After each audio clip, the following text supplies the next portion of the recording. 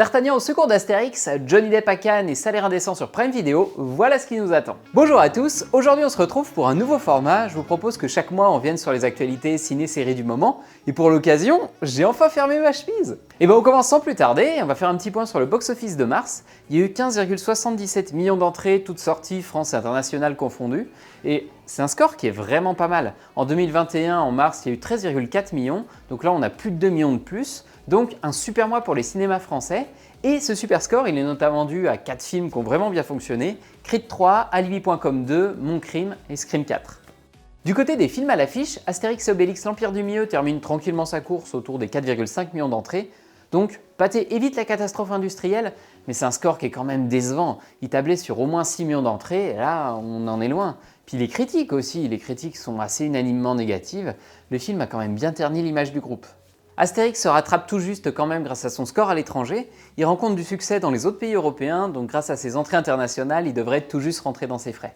Le gros carton de ce début d'année, c'est donc pas Astérix, mais bien Alibi.com 2. Le film a dépassé les 4 millions d'entrées, il va s'arrêter juste en dessous d'Astérix et Obélix, mais le budget est quand même pas le même du tout, 65 millions contre 14. Le film devient donc le plus gros succès de Philippe Lachaud devant Alibi.com premier du nom qui avait fait 3,6 millions d'entrées, et c'est un succès qui est mérité, le film est vraiment génial. Dans les succès surprises, on a la comédie Les Petites Victoires avec Michel Leblanc et Julia Piaton qui file vers le million d'entrées. Je l'ai pas vu, mais c'est vrai que le film a l'air tout mignon. Mon Crime de François Ozon est aussi une réussite au box-office. Il vient de dépasser le million d'entrées, et ça faisait 10 ans que c'était pas arrivé pour Ozon. La dernière fois c'était en 2012 pour Dans la Maison. Ça fait donc de Mon Crime le 4e film français à franchir la barre symbolique du million d'entrées en 2023. On a déjà Tirailleurs, puis Astérix et Alibi.com. Et donc maintenant Mon Crime, en 2022, le cap il avait été franchi par seulement 7 films. Donc 2023 on en a déjà 4, ça s'annonce vraiment pas mal. Sage Homme, que j'avais personnellement beaucoup aimé, a réussi à trouver son public. Il vient de dépasser les 500 000 entrées et il se maintient plutôt bien, donc preuve que le bouche à oreille est très bon. A l'inverse, La Chambre des Merveilles avec Alexandra Lamy a bien fonctionné pendant ses premiers jours d'exploitation, mais les chiffres se sont complètement écroulés en deuxième semaine.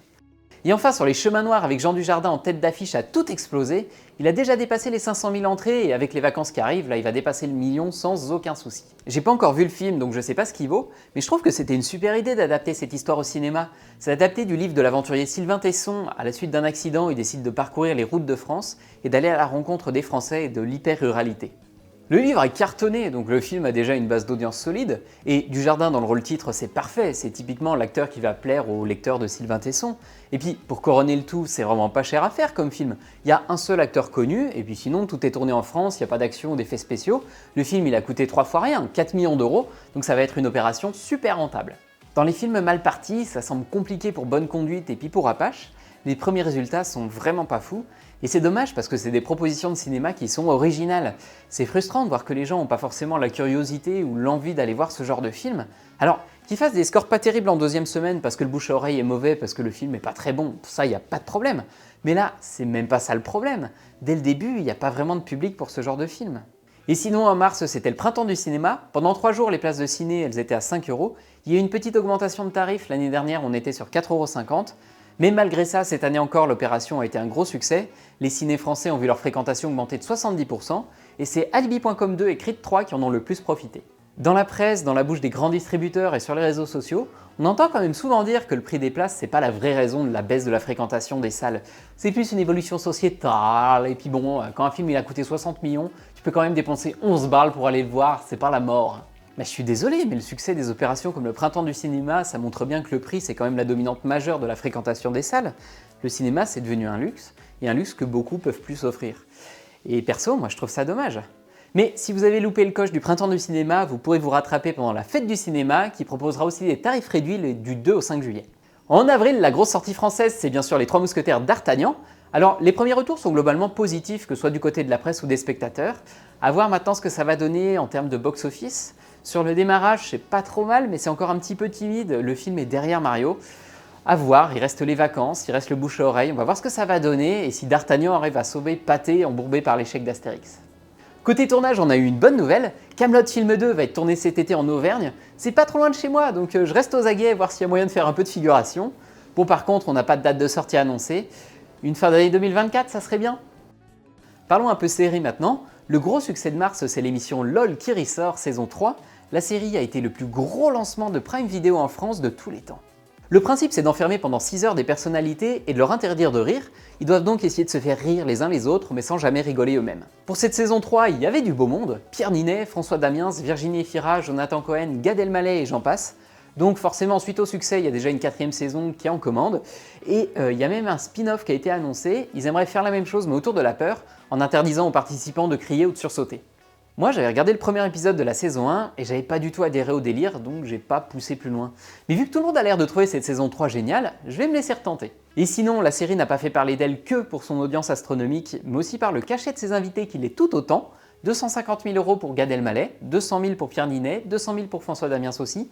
Les moins bien lotis entre guillemets, ce sont Paul Mirabel et Laura Felpin avec 50 000 € chacun. Et Philippe Lachaud, lui en tant que présentateur de l'émission, il a touché 1 million d'euros. L'émission dure 6 heures, hein, je le rappelle. Ces sommes, elles ont fait pas mal polémique parce que déjà, c'est astronomique. En plein contexte social compliqué, est-ce que c'est vraiment juste de donner des salaires comme ça? Et puis aussi et surtout, on nous vend l'émission comme des stars qui viennent aider une association. Le grand gagnant remporte 50 000 € pour son asso et les autres 5 000 €. Mais à côté de leur cachet, ces sommes-là, elles sont clairement dérisoires. En fait, les associations, ils s'en foutent, ils sont bien là pour le chèque. Du côté de Netflix, la saison 2 d'En Place a été confirmée. Après avoir été élu président de la République, Stéphane Blay doit maintenant gouverner.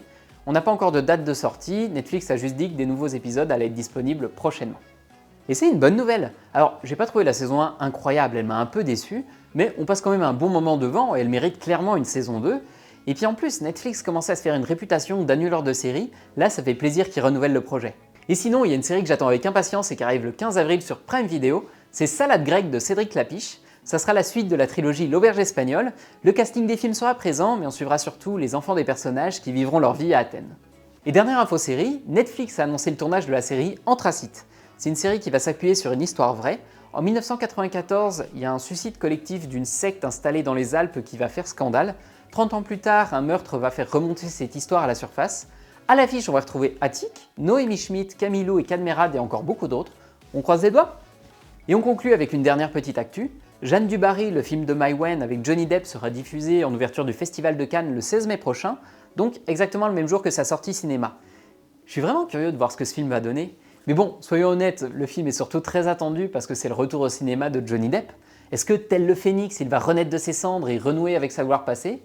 Ou alors est-ce que ça va être un bide monumental? Et voilà, je m'arrête là, j'espère que ce nouveau format vous plaira. Alors de mon côté, il faut encore que je le rôde un petit peu, il faut que j'apprenne à bien prioriser les informations et je ne sais pas encore trop s'il faut que j'essaie de brasser rapidement un maximum d'actualités ou que je fasse des focus mais quelque chose d'un peu plus précis. Je vais faire quelques ajustements au fil des mois pour avoir la vidéo la plus qualitative possible pour vous. Et de votre côté, si vous avez des conseils ou des suggestions, n'hésitez pas. Maintenant, on se donne rendez-vous début mai pour la prochaine. Merci beaucoup d'avoir regardé cette vidéo. Allez au cinéma et mangez des pizzas!